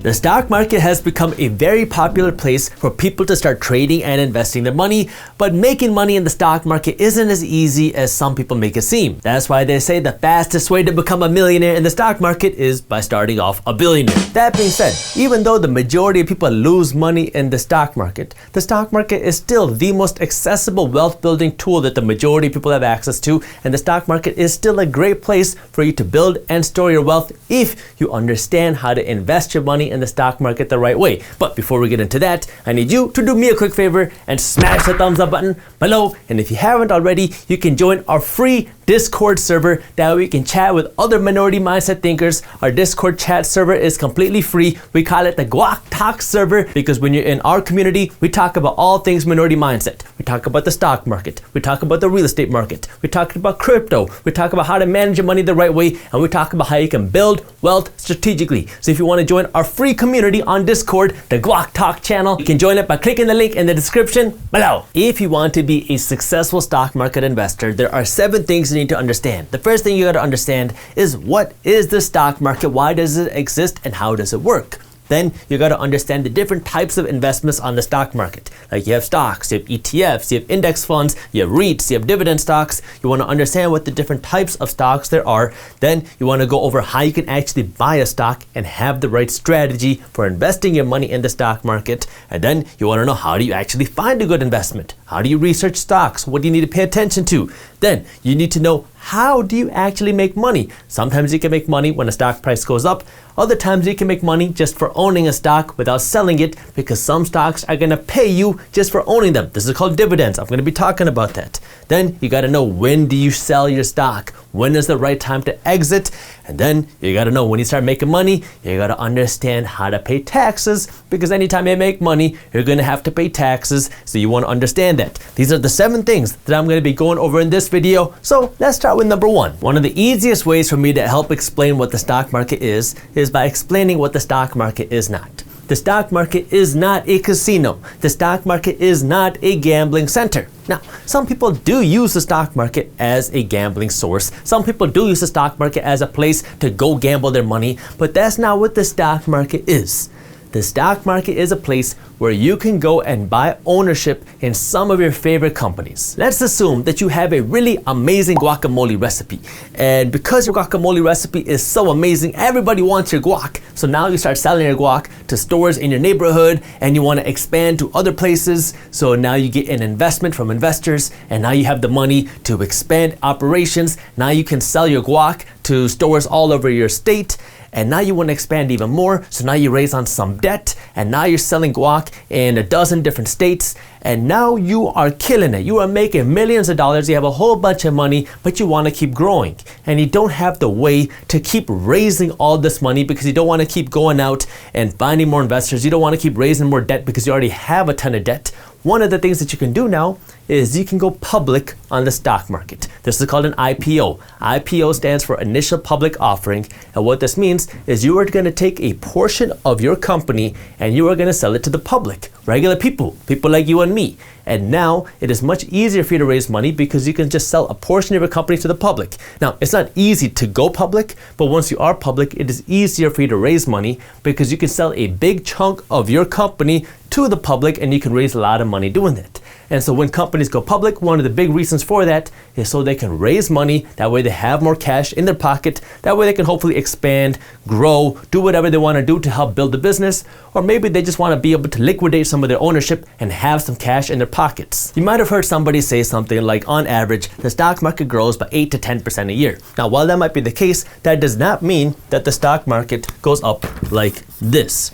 You see a cyclical kind of swing in the stock market, which means over time, you see the stock market kind of go like this. Yes, over time, the stock market does on average grow by 8 to 10% a year. That's what we've seen over the last century. But that doesn't mean that the stock market grows straight up. You see these kind of swings. You have times when the stock market is going up. That's called a bull market. And then you have times where the stock market is going down. That's called a bear market. And other times you also see the stock market going sideways. That's called a sideways market. But you're going to see different types of kind of swings and movements in the stock market. And you got to understand, that's just the way the stock market works. Because what happens in the stock market is you have a lot of traders, short-term people investing their money in the stock market who are trying to make their money quickly, who get very emotional, and they're paying close attention to these swings because they're trying to make money quickly. And so that's when you get to see people who are greedy, who get emotional, who get fearful. But if you want to be a long-term investor, you want to understand how the stock market works, because one of the most iconic sayings by Warren Buffett is, be fearful when people are greedy, and be greedy when others are fearful. What that means is when everybody is panicking and selling when the stock market is going down, that's when you want to be coming in and buying, especially as a long-term investor. And when everybody gets greedy and everybody thinks that the stock market cannot go down because everybody's making so much money, that's when you want to start taking a step back and be a little bit fearful, because when people get greedy and all they see is profits and they don't take any risk precautions because they think the stock market will always keep going up, that's when you want to take a step back, because nothing can go up forever, not even the stock market. And so you want to remember that as an investor and understand that, yeah, you're going to have bull markets, you're going to have bear markets, you're going to have sideways markets. These are all parts of the stock market. And these are things that make the stock market whole. Now, once you dive into the stock market, there's a lot of different investment options that you have. Like the most obvious option is you can invest in stocks. When you invest in a stock, you're investing in an individual company. So if you go out and you buy one share of the McDonald's stock, you are buying one piece of ownership in the McDonald's corporation. Now, if you just have one share of the McDonald's corporation, you don't get to tell the McDonald's corporation what to do, but you do get to share in the profits when McDonald's makes money. So if you go out and you buy shares in McDonald's or Tesla or Lululemon or Chipotle or Apple, you become one of the owners of these companies. But if you want to invest in stocks, you have to be doing some research on these companies. Like before you invest in a company, you want to make sure that this is a good investment and that this investment is going to hopefully grow, because the last thing you want to do is go in and put all of your money into a company that is losing money and that has been losing money year after year after year just because you didn't do your research. So when you're investing in stocks, you have to do that research. But if you're not interested in doing that research, then you can also invest in something called an ETF. An ETF stands for Exchange Traded Fund, and you can think of an ETF kind of like a basket of stocks. Now, instead of investing in just one company, you can invest into a basket or a fund that gives you exposure to a whole bunch of stocks. For example, there are a couple ETFs. One is VOO, the other is SPY. These two ETFs give you exposure to the top 500 companies in the stock market. So the S&P 500 is a list or a group of the 500 biggest companies on the stock market. And instead of you going out and individually investing in all 500 of these companies, you can invest in one of these ETFs and then you'll get exposure to all 500 of these companies. Now, you don't have to worry about trying to find the perfect company or doing research on all of these companies. You are just investing in these ETFs and now you're getting exposure to the general stock market. If the stock market goes up, generally these funds will go up because now the biggest companies in the stock market are probably going up too. Index funds work very similarly to ETFs. The difference between index funds and ETFs is you can buy and sell shares of ETFs kind of like stocks. Like you can buy and sell shares of VOO or SPY whenever you feel like it when the stock market is open. But with an index fund, you can't do that. With an index fund, there are limitations as to when you can actually buy an index fund. And with an index fund, there are also minimums of how much money you have to invest in order to buy an index fund. So index funds have more restrictions than ETFs do, but they work relatively similarly. I'm not going to go too deep into the differences between ETFs and index funds in this video, but I already made a video where I went over that. So if you want to watch that video, I will link it for you in the description below. Now, moving on to this side of the equation, you also have different types of stocks. Like you have blue chip stocks, you have growth stocks, and REIT stocks. Blue chip stocks are your big, massive corporations that everybody knows about. So McDonald's, Coca-Cola, Visa, these are your blue chip corporations. These are your big, large companies that everybody knows about. And these are the companies that people are investing in if they want a long-term, slow, stable growth because they believe in these companies. And for these companies to go bankrupt, it will be a pretty big deal. And so the whole idea is that by you investing in these big companies, yeah, you might not see massive growth, but you have slow, steady growth. And so you have less risk here as compared to something like a growth stock. Growth stocks are companies that are typically younger, and these are younger companies that are trying to grow as big as possible, as fast as possible. Many times these growth companies are not even profitable because they're taking every dollar that they earn and more through debt and other investments, and they're taking this money and they're throwing it back into the company. That way they can grow as big as possible, as fast as possible. So Uber, the ride sharing service, used to get a lot of heat here, because for years you would see these articles talking about how Uber is losing so much money, but they're getting this insane valuation. The reason they were losing so much money is because they were going into new markets, new countries, new cities, and they were spending so much money by giving people free incentives and free rides. That way they start using the Uber app instead of something like Lyft or another competitor, because Uber just wanted to expand their market share. So they were willing to lose money, that way they could just get users, because they understood that if they can get more users today, eventually these users will hopefully be profitable. And so companies like that are in the growth phase. They're just trying to get as much market share as possible and grow as fast as possible because they want to make money in the future. They're not profitable right now, but they're trying to make money in the future. Sometimes you'll see growth companies that are profitable today, but a lot of times they're investing a lot of money to grow as big as possible, as fast as possible. The advantage here is you can see a lot of growth with your stock price because this company can grow much bigger. I mean, you could see 20 to 200% growth in a company's revenue in a year with the growth stock. You're not going to see anything near that in a blue chip stock because these companies are just trying to get slow and steady growth because they're this massive behemoth companies. Here, these are the small, scrappy companies that are trying to go big. The risk here is because they're small and because they might not be making a lot of money and because they're investing so much money and taking on all this debt to grow, there's a chance that this company will fail. And if they fail, so does your investment. So you have the potential to make more money here, but you also have more risk to lose that money. REITs are real estate investment trusts, and this is a way for you to get exposure to real estate indirectly through the stock market. So when you invest in a REIT, what you're doing is you're investing in a company that invests in real estate. So you have REITs that invest in apartment complexes, and you have REITs that invest in shopping malls and a whole bunch of different things. But essentially what you're doing is now you're investing in this company that invests in real estate, and this company is making money from rent. The reason people like REITs in the stock market is because REITs are required to follow something called the 90% rule, which says that REITs have to pay out 90% of their taxable income, their profits, to the shareholders, people like you, through dividends. And so now, instead of you getting rent, you are getting these dividends from the company that you're investing in because they are required by law to send you your share of this 90% of the taxable income. So the reason people like REITs is because they give you that cash flow. But the disadvantage with REITs is you don't actually get exposure to the physical property. You're just investing in the company that invests in the property. Now, before you jump in and say that you're going to throw all of your money into growth stocks because you want the high risk, high potential reward, you also want to know what your goals are and how to buy stocks before you actually buy stocks. So there's a couple different strategies when it comes to investing your money or trading your money in the stock market at a very high level. You have a short-term strategy and you have a long-term strategy. When we're talking about short-term trading, we're talking about investing in trading stocks rather for less than 1 year. So you're buying shares of a company and you're going to sell it within a year because you want to make money in the short term. Long-term strategies are 1 year or more. Sometimes when we're talking about long-term investing, we're talking about just a year, but typically we're talking about many years, if not decades, if not forever. Like Warren Buffett says that when he makes an investment, he wants to invest in this company forever. So long-term investing is literally investing for the long term. Short-term investing is investing for the short term. But the thing that you have to understand about short-term investing and long-term investing is the way you analyze a company is very different. Because when you're analyzing a company for short-term trading, the things that you're paying attention to are technicals. And what technicals are is stock charts. So if you've ever seen those candle charts before where they show these kind of crazy things happening in the stock chart, that's what traders are looking at. They're paying attention to these swings in the stock market because they're trying to find companies right before they make this upswing and they want to buy here and sell it here. They want to make the quick buck, sell it, and then move on to the next stock. And so when you're looking at the short-term stocks, you're not typically paying too much attention to what a company's profitability is and how their profitability has been growing over the years, or their revenue growth, or their executive structure. You're just trying to find these quick swings. You're trying to find where the momentum is, and you're trying to make money quickly.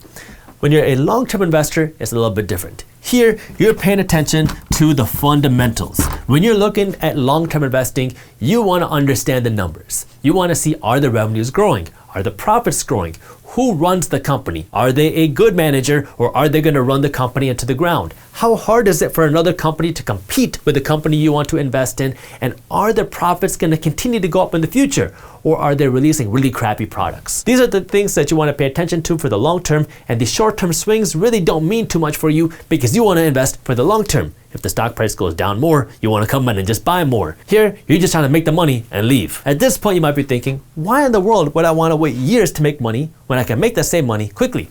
Well, short-term trading comes with more risks. Yes, you can make more money quickly, but this is what builds long-term wealth. You can make money here, throw that money here, that way you can compound and grow that wealth. But what you'll see is that over the long term investors always beat the short-term traders, but in the short term, you see sometimes short-term traders making huge profits depending on the market, because you can make a lot of money very quickly here, but if you want to make money for the long term, this is where that money is made. That's how people like Warren Buffett have made so much money over their lifetimes, because they focus here. And then sometimes you can see traders way outperform people like Warren Buffett, because some years you're going to see huge profit potentials here. So you can make money here, throw it here, that way you can compound and grow that wealth. But the way you actually buy stocks here and here is going to be a little bit different, because some stock brokerages cater to these people while other stock brokerages cater to these people. So you want to make sure that when you're actually buying stocks, you're using a brokerage that is going to align with your goals. I'm going to give you a couple examples of brokerages that you can use depending on if you want to be a long-term investor or a short-term investor. You're not required to just be one or the other. You can do both, but there are different brokerages that you want to use. Both of the brokerages that I'm going to talk about are sponsors of ours. You're not required to use them. You can do your own due diligence if you want to find a different one, that's fine with me. I'm just giving you a couple examples of brokerages that I like. The first for long-term investing is M1 Finance. The reason I like M1 Finance is because it lets you invest passively and automatically for the long term. The way it works is you get to create a pie. That's what they call it. And so now every month or whatever you want, you can automatically have money withdrawn from your bank account and it will be invested into your stock pie. And you can allocate what stocks, what funds, and how many of each do you want in your pie. So in this pie, you can have ETFs, you can have stocks, and so you can decide how much of each fund or stock you want to be in this pie. Like this could be 35% of your pie, this could be another 33% of your pie, this could be 20% of your pie, and on and on and on. And so now anytime $1,000 or whatever amount you want gets pulled out of your bank account, it will automatically be invested into your pie based off of the allocations that you set. The reason why I like this is because if you want to build wealth for the long term, you're not just going to invest some money today and forget about it, because now you can set up the schedule. So every month or whatever you want, money is going to get pulled out of your bank account. You can set however much money you want to be withdrawn, and this money is automatically going to be invested into the stocks and ETFs that you want. So you can just invest it and forget about it, and you don't have to do the work to invest. It automatically happens for you, and now you have your long-term investing happening, and you don't got to worry about accidentally spending this money because it's already in your investment account. So if you want to learn more and see how you can start investing for the long term with M1 Finance for free, I got the link to how you can do it in the description below. If you're interested in being a short-term trader, then you can look at a brokerage like Webull. Webull, one, does not charge you a commission to make a trade, and second, they're also giving Minority Mindset fans free stocks just for investing with them when you use our link below. But also, the cool thing about Webull is you get real-time market news, you can chat with other traders on their platform, and you can trade stocks, ETFs, and cryptocurrencies right on their platform. So Webull is cool because it lets you do a whole bunch of things. You can research stocks, you can chat with other people, and you get free stocks just because you are a Minority Mindset fan. So if you want to learn more about Webull, I got the link to how you can do that in the description below. This is where you have to know how to analyze your investment, because you want to know how you can find a good investment in the stock market. Now personally, I'm more of an investor than I am a trader,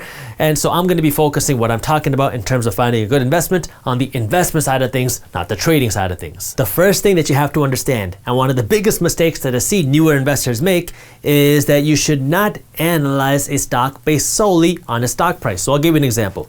Let's say you have company one that is currently trading for $125 a share, and you have company two, which is trading for right around $1,400 a share. Based off of this information, which company is a better investment, and which company is bigger, and which company is more expensive for you to invest in?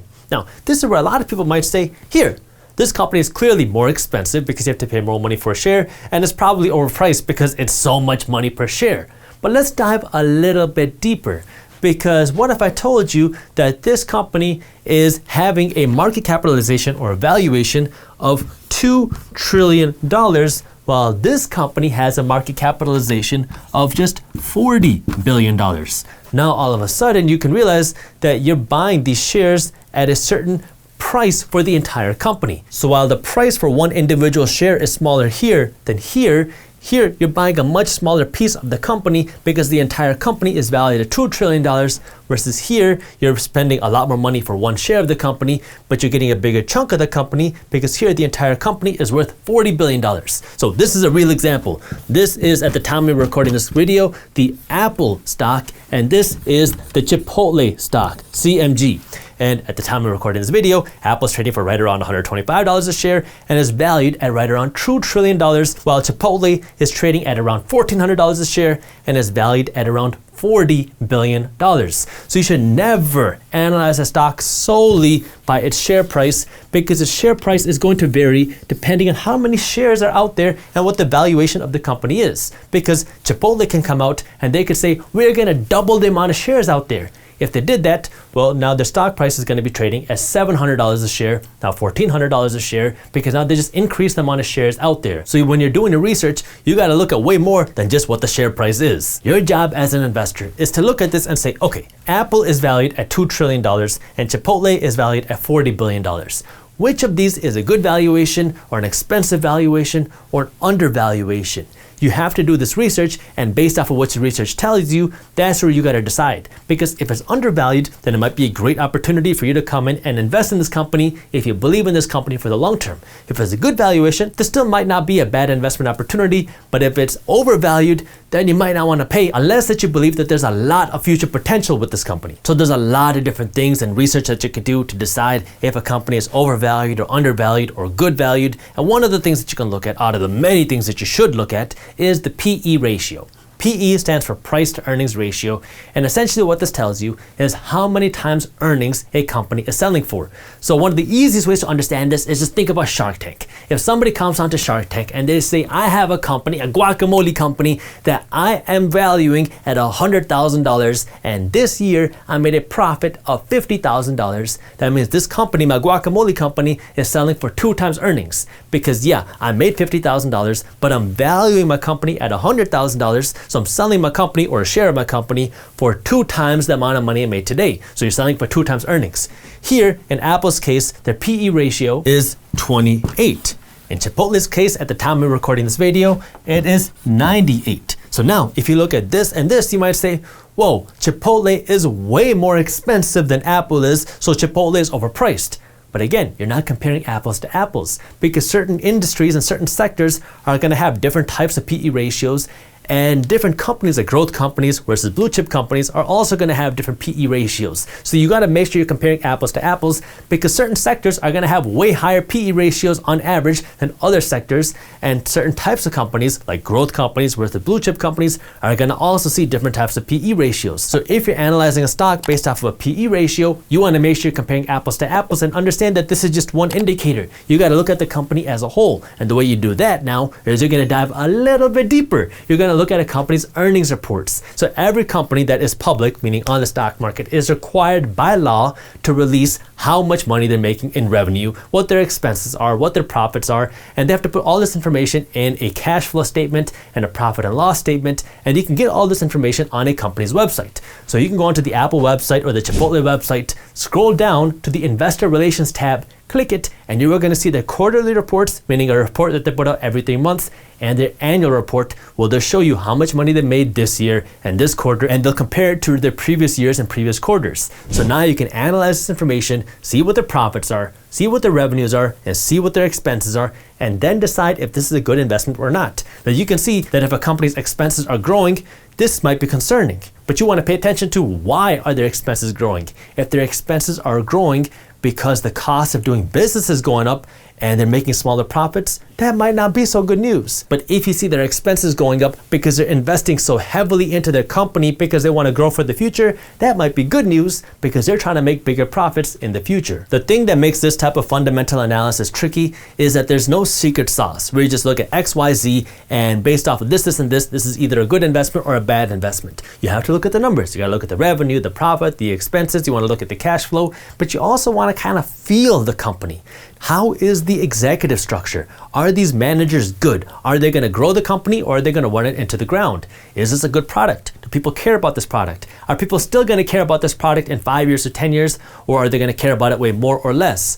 How hard is it for another company to come in and compete with this company? If it's very easy for another competitor to come in and kick this company out, that might not be a very good company. But if this company is very hard to compete with, then that's good for you. So these are the type of questions you want to be asking yourself as a long-term investor, because you got to pay attention to way more than just the numbers. You got to understand what the numbers are, how is the company doing, and how are they going to be doing in the future, because you as an investor are investing for the long term. So you want to see how innovative this company is and how smart this company is at staying with the times and really just making products that people love. Now we're finally getting into the fun stuff. How do you actually get paid? You put in all the work, you put in the research. Now how do you make the money? In the stock market, there are generally 2 ways that you can make money. You can make money through appreciation, and you can make money through dividends. Appreciation is when the stock price that you bought goes up. So you bought a stock for $100 a share, and this company made more money, or people really like it, and now the stock price has gone up to $200 a share, and you sell.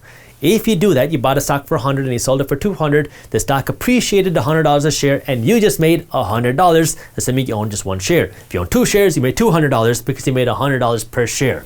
That's what appreciation is. Dividends, on the other hand, are cash flow payments that you get that you don't have to sell your stock for. So there are certain companies on the stock market that have so much cash in their bank account that at the end of the year, they don't know what to do with this cash. They already have their savings. They don't want to invest more money back into their company because they're already so big. And so what they do is they reward you, the shareholders, by just giving you this cash through dividends. The advantage here is you are getting regular cash flow and you don't have to sell your stocks to make any money. The disadvantage with dividends is now a company that is taking this cash and giving it out to you, shareholders, is not using this cash in the company. So that means that this company is probably really large, is really big, and they might not see that same upside and growth potential as some of the growth companies. Remember what we talked about earlier? Growth companies are companies that are taking all their profits, or a big chunk of their profits, and they're reinvesting it back into their company. That way they can grow as big as possible and as fast as possible. When a company is paying out dividends, that means they have so much profit that now they're not really worried about growing a whole lot bigger. They just want to keep rewarding the shareholders for investing with them. So when we're investing in dividend companies, chances are you're not going to see major stock price growth, but you're getting paid just for owning a stock. So you're getting paid just for owning the right companies, and you don't got to do anything. You don't got to sell your stock. You don't got to work for the company. You're just getting checks in the mail just because you own the right company. This is where it really pays to know what your goal is, because if your goal is to make the most money possible and you're willing to take on more risks, then you shouldn't be worried about dividend stocks. You should be worried about trying to get the most appreciation. Yes, there's more potential risk because you're not making any money right now. You're just hoping that this company is going to make you more money in the future, but you have the opportunity to see a lot of upside. If you want to just see consistent cash flow, that way you have money coming into your account every few months or every month, that way you have money to live off of, then you want to be looking at dividends. And you got to understand, the different kind of pros and cons that you get with dividends versus appreciation. And the last thing that you want to make sure you understand when we're talking about appreciation versus dividends is taxes, because these two things are going to be taxed differently, and I'm going to get to that in just a minute. So now moving along to number 6, you've been investing in a company, maybe you made a lot of money, maybe you're losing money, and you're trying to decide, is it time for you to sell? Is it time for you to cash in on your gains? Or is it time for you to cut your losses? So let's talk about when you know if it's time for you to sell your stocks. If you are a trader and you're trying to make money in the short term, you have to know your sell parameters before you buy. You got to know that if the stock falls 10% or whatever your risk parameter is, you need to sell it no matter what. And if your stock goes up by X amount, let's say 50%, you've hit your sell target and now it's time for you to sell. So if you're a trader, you're going to have these parameters in before you even buy, and you got to know exactly when to sell if it goes down or if it goes up. If you are a long-term investor, it's a little bit trickier, because if the stock goes down and this company is still fundamentally very good, they're still making a lot of money, people just don't understand it, and so the stock is going down, you shouldn't be selling. At this point, you should just be coming in and buying more. In general, there are 4 reasons for why you should be selling your stock. The first reason is if there's a company failure. If you're investing in this company for the long term because you believe in the long-term value of this company, and then all of a sudden, this company starts sucking. They start releasing crappy products, their company executive structure goes to crap, or this company starts losing a lot of money, this company starts blowing their money away. If this company starts tanking, then that's the reason for you to sell, because you no longer believe in the long-term value of this company. So when you're investing in companies for the long term, you got to keep up with the company. You got to make sure that it keeps innovating, that it keeps growing, that it keeps releasing good products. If you start to see this company really declining, then that might be a reason for you to sell, even if the company's down. Because if a company's going down and it's starting to fail internally, then you want to sell before it goes bankrupt. However, if it's going down, but the company is still releasing great products, if it still has great fundamentals, then that's when you want to be coming in to buy. So if a stock price is going down, you got to know why it's going down. Is it because the company's failing, or is it because people don't understand the stock? If people don't understand the stock, you want to buy more. If the company's failing because the company sucks, you got to get out of it. The second reason why you would consider selling a stock is if you have better use for your money. Like if you're investing in a dividend stock that's paying you 3% a year, and now you found another investment. Let's say you find a rental property that's going to pay you 5% a year in consistent cash flow, and you have better upside potential, then yeah, you can sell out of this and move it to somewhere where you're going to get better returns. So same with appreciation. If you start making money with a company and then you find a company that you like more and you think this company has way more upside potential, then you could sell this and move this money here if you think you're going to make more money here. The third reason why you could sell is if you need the money. Let's say you're invested into a company and you start to make a lot of money and you've seen 100% returns over the years, but now you want to go out and you want to buy a home. Well, this could be an opportunity for you to sell if you have a use for this cash, if you need to buy the home. Now, this is where you want to make sure you're making smart investment decisions and that you're not selling all of your stocks to go out and go on a vacation or buy a car and buy a home. You want to make sure you have investments. But if you have big profits in some of your investments and you have other investments, you can sell some of these investments if you want to buy things, especially if you have a lot of money here, but you just got to make sure you're managing your money smartly when you do that.